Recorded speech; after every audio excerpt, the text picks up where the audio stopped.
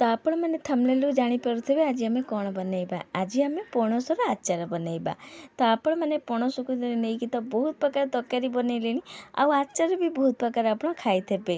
ଆଗରୁ କେବେ ପଣସ ଆଚାର ବନେଇ ନଥିବେ, କିନ୍ତୁ ଥରେ ବନେଇକି ଦେଖିବେ, ଏତେ ଟେଷ୍ଟ ଲାଗେ ଖାଇବା ପାଇଁକା, ନ ବନେଇଲେ ବିଶ୍ୱାସ କରି ହେବନି। ଆଉ ଏଇ ଆଚାରକୁ ଆପଣ ଷ୍ଟୋର୍ କରିକି ବି ରଖିପାରିବେ ଅଧିକା ଦିନ ଯାଏ, କିଛି ବି ଖରାପ ହେବନି। ଆଉ ଏଇ ଆଚାର ଏତେ ଟେଷ୍ଟ ଲାଗେ ଖାଇବାକୁ ନା, ଥରେ ବନେଇଲେ ବାର ବାର ବନେଇବାକୁ ଇଚ୍ଛା କରିବେ। ଆଉ ଏଇ ପଣସ ଆଚାରକୁ ରୁଟି ହଉ କିମ୍ବା ଗରମ ଭାତ, ପଖାଳ ଭାତ, ପରଟା ସବୁଥିରେ ଆକୁ ଖାଇପାରିବେ। ଆଉ ବହୁତ ଟେଷ୍ଟ ଲାଗେ ପଣସ ଆଚାର ଖାଇବା ପାଇଁକା। ବନେଇବା ବି ବହୁତ ସହଜ। ନମସ୍କାର, ମୁଁ ମିତା, ମୋ ଲକ୍ଷ୍ମୀ ହାଣ୍ଡିଶାଳ ଚ୍ୟାନେଲକୁ ଆପଣମାନେ ବହୁତ ବହୁତ ସ୍ୱାଗତ। ଆଶା କରୁଛି ଆଜିର এই ପଣସର ଆଚାର ରେସିପି ଆପଣ ସମସ୍ତଙ୍କୁ ପସନ୍ଦ ଆସିବ। ଭିଡ଼ିଓଟାକୁ ଜମାରୁ ସ୍କିପ୍ କରନ୍ତୁନି, ପୁରା ଦେଖନ୍ତୁ। ଦେଖି ସାରିଲା ପରେ ଯଦି ଭଲ ଲାଗୁଛି ପ୍ଲିଜ୍ ଭିଡ଼ିଓକୁ ଲାଇକ୍ କମେଣ୍ଟ ସେୟାର କରିବାକୁ ଜମାରୁ ଭୁଲନ୍ତୁନି। ପଣସ ଆଚାର କରିବା ପାଇଁ ଏଠି ମୁଁ ଫାଳେ ପଣସ ନେଇଛି। ବଡ଼ ପଣସଟା ଥିଲା ତ ଫାଳେ ଏଠି ମୁଁ ନେଇଛି। ଆଉ ପଣସ ଯେତେବେଳେ ଆପଣ ନେବେ, କିନ୍ତୁ ମନେ ରଖିବେ ପଣସରେ ଟିକେ ଟିକେ ମଞ୍ଜି ମାନେ ହେଇ ଆସୁଥାଏ। ଦେଖିପାରୁଥିବେ କେତେ ଟିକେ ଟିକେ ମଞ୍ଜି ଅଛି, ଏମିତିଆ ପଣସ ନେବେ। ତ ଏଠି ଆମେ ପଣସର ବଢ଼ିଆ ଭାବରେ ଚୋପା ଛଡ଼େଇ ନେବା। ଭଲ ଭାବରେ ଚୋପା ଛଡ଼େଇ ସାରିଲା ପରେ ତା ଭିତରେ ଯେଉଁ ଅଂଶଟା ତାକୁ ବି ଛଡ଼େଇ ନେବା। ତ ଏଇଠି ଦେଖନ୍ତୁ ମୁଁ ସବୁ ପଣସକୁ ବଢ଼ିଆ ଭାବରେ ଚୋପା ଛଡ଼େଇକି ଭଲ ଭାବରେ କାଟି ଆଣିଛି। ଆଉ ପଣସର ଆଚାର ବନେଇବା ତ ଟିକେ ବଡ଼ ବଡ଼ ରଖିବେ। ତ ମୁଁ ଟିକେ ଛୋଟ କରିଛି, ଆପଣ ଆଠୁ ବଡ଼ ବି ରଖିପାରନ୍ତି। ତ ପ୍ରଥମ ପଣସଟାକୁ ଭଲ ଭାବରେ ଧୋଇ ଆଣିଛି। ଏବେ ପ୍ରେସର କୁକର ନେଇଯାଇଛି। ଆପଣ ଆଗ ପ୍ରେସର କୁକର କିମ୍ବା କଡ଼େଇରେ ସିଝେଇ ପାରିବେ। ସବୁଯାକ ପଣସକୁ ବି ପାଣି ଦେଇଛି, ଗରମ ହେଇସାରିଛି। ସବୁ ଦେଲା ପରେ ଏଥିରେ ହଳଦୀ ଲୁଣ ଦେଇଦେବା। ହଳଦୀ ଲୁଣ ଦେଇକି ଭଲ ଭାବରେ ଟିକେ ମିଶାଇ ନେବା। ଏବେ ଆମେ ପ୍ରେସର କୁକର ମୁହଁକୁ ବନ୍ଦ କରିସାରିଲା ପରେ ଗୋଟେ ସିଟି ଆଇଲା ଯାଏଁ ଆକୁ ଛାଡ଼ିବା। ଗୋଟେ ସିଟିରେ ପୁରା ଥଣ୍ଡା ହେବାକୁ ଦେବେ, ତାପରେ ଆକୁ କାଢ଼ି ନେବେ। ଆପଣ ପ୍ରେସର କୁକରରେ ନ ସିଝାଉଛନ୍ତି ଯଦି କଡ଼େଇରେ ବି ସିଝେଇ ପାରିବେ, କିନ୍ତୁ ମନେ ରଖିବେ ଆକୁ ବେଶୀ ସିଝିବା ଦରକାର ନାହିଁ। ତ ଏଠି ଦେଖନ୍ତୁ ପୁରା ହାଇ ଫ୍ଲେମ୍ରେ ଗୋଟେ ସିଟି ଦେଇ ସାରିଲା ପରେ, ତ ଏଠି ମୁଁ ପୁରା ଥଣ୍ଡା ହେବାକୁ ଛାଡ଼ି ଦେଇଥିଲି। ପଣସ ଏଠି ବଢ଼ିଆ ଭାବରେ ଦର ସିଝା ହେଇସାରିଛି। ଏବେ ଆମେ ସବୁ ଯାକ ଏ ପଣସକୁ କାଢ଼ିଦେବା ଗୋଟେ ଜାଗାକୁ, ତା ପାଣି ଗୁଡ଼ା କାଢ଼ି ନେବା। ଆଉ ପଣସ ଦେଖନ୍ତୁ କେତେ ବଢ଼ିଆ ଭାବରେ ଏମିତି ସିଝିବା ଦରକାର, ଟିକେ ଦର ସିଝା ହେବା ଦରକାର। ସବୁ ପଣସକୁ ଏଠି ମୁଁ ଗୋଟେ ଛଣା ସାହାଯ୍ୟରେ ଲିଗାଡ଼ି ନେଇଛି, ଏକ୍ସଟ୍ରା ପାଣି ତାର ବାହାରି ଯାଇଛି। ଏବେ ଆମେ ଏ ପଣସକୁ ଗୋଟେ ଜାଗାକୁ କାଢ଼ି ନେବା, ମାନେ ଗୋଟେ କୁଲା ହେଉ କିମ୍ବା ଆପଣ ଥାଳି ବଡ଼ ଜାଗା ଦେଖିକି ଆକୁ ଆପଣ କାଢ଼ି ନେବେ।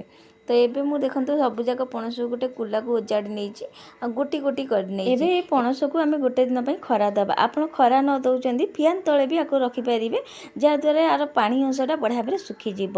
ତ ଏଠି ଦେଖନ୍ତୁ ପୁରା ଗୋଟେ ଦିନ ଖରା ପରେ ଏଠି ଦେଖିପାରୁଥିବେ ବଢ଼ିଆ ଭାବରେ ପଣସ ଶୁଖିଯାଇଛି।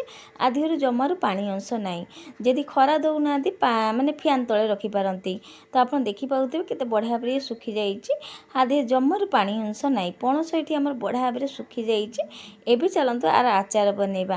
ଆଉ ପଣସ ଶୁଖିଲା ବେଳେ ଟିକେ ନା କେମିତି ଖୋଲା କରିନେବେ। ଦେଖନ୍ତୁ କେତେ ଖୋଲା କରିବା ଦ୍ୱାରା ଭିତରୁ ବି ତା ପାଣି ଅଂଶଟା ଶୁଖିଯାଏ। ତ ଏବେ ଆମେ ଆଚାର ପାଇଁକା ମସଲା ବନେଇଦେବା। ଗୋଟେ ଗ୍ୟାସରେ କଡ଼େଇ ବସାଇ ଦେଇଛି। ପ୍ରଥମ ସେଥିରେ 2 ଚାମଚ ଜିରା ଦେଇଦେଉଛି, ଗୋଟା ଜିରା। ହାଫ୍ ଚାମଚ ଏଠି ଜୁଆଣି ଦେଇଦେଉଛି। ତାପରେ ଏଠି ପାନମଧୁରୀ ଦେଇଦେଉଛି। ତାପରେ ଗୋଟା ଧନିଆ ଏଠି ଦେଇଦେଉଛି। ତାପରେ ଏଠି ଦେଇଦେଉଛି କଳା ସୋରିଷ ଆଉ ୟେଲୋ ସୋରିଷ ଏଠି ଦେଉଛି। ଏ ଦୁଇଟା ଯାକ ଗୋଟେ ଗୋଟେ ଚାମଚ କରିକି ନେଇଛି। ଆଉ ଯେତିକି ଏଠି ଜିରା ଆଉ ନେଇଛି ପାନମଧୁରୀ, ଗୋଟା ଧନିଆ, ଏସବୁ ବି 2 ଚାମଚ ନେଇଛି। ଖାଲି ଅଳ୍ପ ଏଠି ମୁଁ ନେଇଛି, ହାଫ୍ ଚାମଚ ଟିକେ କମ୍ ହେବ ଜୁଆଣି। ତ ସୋରିଷ ଦୁଇଟାକୁ ସାଇଡ଼ରେ ରଖିବା। ଏ ସବୁ ଜିନିଷକୁ ଲୋ ଫ୍ଲେମ୍ରେ ଟିକେ ଭାଜି ନେବା। ତ ଏଠି ଦେଖନ୍ତୁ ଏ ବଢ଼ିଆ ଭାବରେ ଲୋ ଫ୍ଲେମ୍ରେ ଟିକେ ଭାଜି ହେଲା ପରେ ଏବେ ଏଥିରେ ଆମେ ଯେଉଁ 2 ପ୍ରକାର ସୋରିଷ ନେଇଥିଲୁ ତାକୁ ଏଠି ଦେଇଦେବା। ତ ଏବେ ମୁଁ ଗ୍ୟାସଟାକୁ ପୁରା ଲିଭେଇ ଦେଇଛି। ତ ଏଠି 2ଟା ସୋରିଷ ଦେଇ ସାରିଲା ପରେ ତାପରେ ଏଠି ଆମେ ଦେଇଦେବା ମେଥି। ତ ମେଥି ବି ଏଠି ଗୋଟେ ଚାମଚ ନେଇଯାଇଛି। ସବୁ ଜିନିଷକୁ ପୁଣିଥରେ ଭାଜି ନେବା। ଗରମ ଅଛି, এই ଗରମରେ ସୋରିଷ ମେଥି ବଢ଼ିଆ ଭାବରେ ଭାଜି ହେଇଯିବ।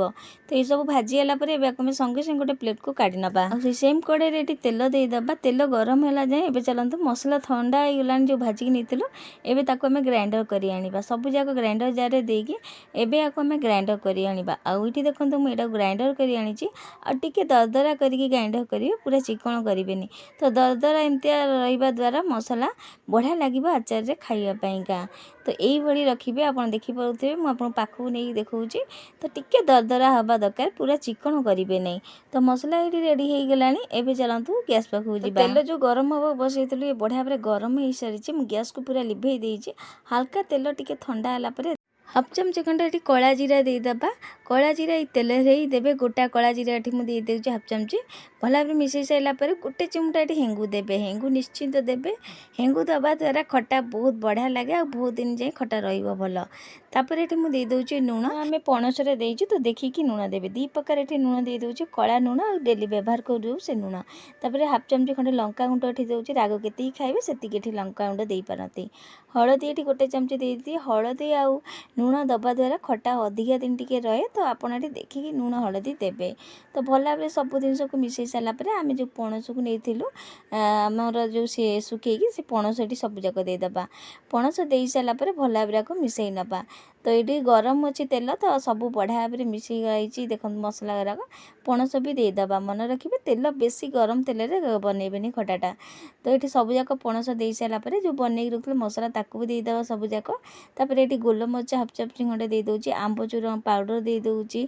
भरिकी 2 चामची खंडे तो आंब चूरण पाउडर जगह आप कंचा आंब अच्छी दे पारती तो आंब चूरण पाउडर दे सारापर काश्मीर लंका गुंड गोटे चामची दे दूची राग हल्का दब बढ़िया कलर दब तो ये आपको देखो तेल के देखा जाऊला देखिए तेल के बढ़िया भाव सूप करदेला तो ये आप अधिका तेल दबा द्वारा आचार बहुत दिन जाए स्टोर करके रखिपारे जदि आपको तेलर पसंद नहीं अधिका ये ताले भिनेगार ये आप पारती तो भिनेगार नदेले भी चलो किंतु तेल देवे जदि बहुत बढ़िया भाव आचार बहुत दिन जाए स्टोर करके रखिपारे तो सब जिन जो बढ़िया भाव मिसई सारापर ये आमर आचारटा रेडी हो गला तो ये मत तेल कम लगी गोटे पूरा देखो शुखिला हो जाए तेल पुणी देवी गरम करी तो आचार ये आम बढ़िया भाव में रेडी हो सारी टिके नाक घोरेकी छाड़ीदबा ये आचार आउ टे तेल बढ़िया भाव सब करने सेट हाँपाइका तो किसी समय पर ये देखो ठंडा हो गला आउ आप देखिपारे ये आचार केते सुंदर देखा जाउची टिके नाकू सब पणस केमती माने चटु साहाଯ୍य दाबी ने जहाँद्वारा मसला भी बढ़िया भाव में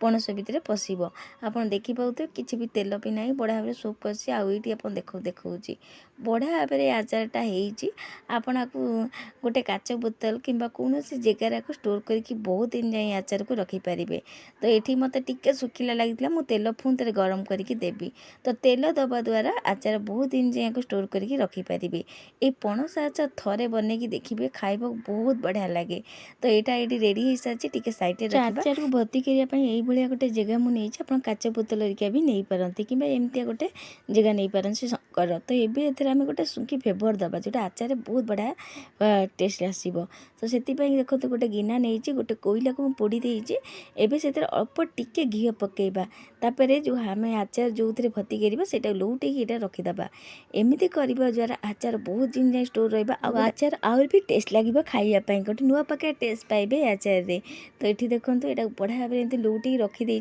बढ़िया भाव धूआं भर्ती होमती एवं काढ़ा देखो केते बढ़िया भाव धूआं भर्ती हो जाए आउ टे मुठी रखीदे बढ़िया भाव धूआंटा भर्ती होगा तो ये आपको साइड रखा फटाफट एवं आम ये धूआंदार बोतल सब जाक आचार को पूरे दबा सब जाक आचार को दे सारापर आपको आम खरा दबा तो आपन जदि बोतल रखुच्च से भी एमती कपड़ा बांधि पारे देखु सब जाक आचार को भर्ती कर देती ये आमर आचारटा रेडी हो सारी खाली खरा दबार अच्छी मझे मझे आपको खरा टिके देवे जहाँद्वारा आचार आहरी भी बहुत दिन जाए स्टोर कर रखिपारे तो ये देखो आपको एमती खोला करके भी रखिपारे किंतु आधे आम कपड़ा बांधवा तो बेसी फुल हो जाए अधा मुठी काढ़ी नौ आप देखिए केते सुंदर देखा जाए आचार आई पणस आचार आप थे बनईकी देखो बहुत टेस्ट लगे खाइबापा पणस को लेकिन बहुत तरकारी बहुत प्रकार रेसिपी बनइले किंतु आचार थे बनईकी देखो तो मु गारंटी दूची आप बार बार बनवाक इच्छा करेंगे आचार एते टेस्ट लगे आंब आचार टमाटर आचार तो बहुत थर बनइले किंतु थरे पणस आचार बनईकी देखु पणस सीजन तो ये चली निश्चित थरे बनईकी देखु ये पणस आचार एबे आम आचार रे गोटे कपड़ा बांधि नवा ता ऊपर को एबे एथरु काढ़ी नौची कहीं बहुत फुल हो जाए भर्ती हो जाए तो अधा काढ़ी सारा पर यही गोटे पतला कपड़ा नेबे कि आपन पाखे जरी जदि थबो सेतेरे भी एटा बांधि पारिबे देखो कपड़ा केमती टाइट करके बांधि नेबे बढ़िया भाव में तो किंतु पतला कपड़ा टे नेबे तो ये देखो बढ़िया भाव में कपड़ाटा बांधि सारापर आकु आपण एमती छाड़ीदेवे खरारे।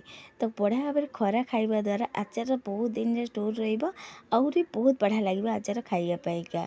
तो ये देखो बहुत बढ़िया भाव में मुझे बांधी देती ये आमर पणस आचार रेडी होबे आपको देखा मुझे आगुरी बनईकी रखी से आचार देखा तो सामने करके देखिए आपको एवं देखो मुझे आगुरी करी आचार देखो ये बोतल पूरा भर्ती होता आप देखिपारे ये केते खाली हो जाए ये आचार एत टेस्ट लगे ना थरे बनई तो देखिए बार बार बनवा को इच्छा करेंगे आप देखिपारे आचार भितर देखो केते सुंदर देखा जाउची आपण ये आचारटा को माने खाइला बेले ना गोटे अलग प्रकार टेस्ट लगे आपको बहुत बढ़िया लगे आचार थरे निश्चित बनईकी देखिए इथे मु आंब चूर्ण पाउडर पकई जदि आंब चूर्ण पाउडर पकई भल लगुनि ताले आपण एठी गोटे आंब कि दुईटा आंब पणस को देखिकी एठी आपण कंचा आंब को गेटे घोरिकी टिके सुखेकी करारे आको पकई पारती जिते आम पणस को जमी पकईलु से टाइम पकई पारती आंब चूर्ण पाउडर जगार जमी ए आंब चूर्ण पाउडर खट्टा जिनस देलु सेमती आप चेनी कि गुड़ को जदि दबाक चाहते ये किसी मिठा ताले ये पाग करके देवे जो टाइम आम पणस देलु तेल से टाइम मसला हरिका देलु से टाइम आप गुड़ पाग कि चेनी पागटा दे पारती जहाँद्वारा आउर भी टेस्ट लगे यहाँ खाइबापा किसी मिठा नदेले भी चलो कहीं एमती भी पणस मिठा जिनसटा टिके नाक मिठा रही आप मिठा नदेले भी चलो बहुत बढ़िया लगे एमती भी आचार खाइबापा। तो पणस कटा को लेकिन आप बहुत प्रकार तरकारी तो बनई सारे कि पणस कटा को लेकिन गोटे थर आचार बनईकी देखो जोटा बहुत दिन जाए स्टोर करके रखिपारे आ खाइबा बहुत बढ़िया लगे निश्चिंत थे बनातु केमी लगे आपण मानकर अनुभव निश्चिंत सेयार करेंगे। मु पुणी आ गोटे नुआ रेसिपी नहीं आसबि आज रोची जय जगन्नाथ।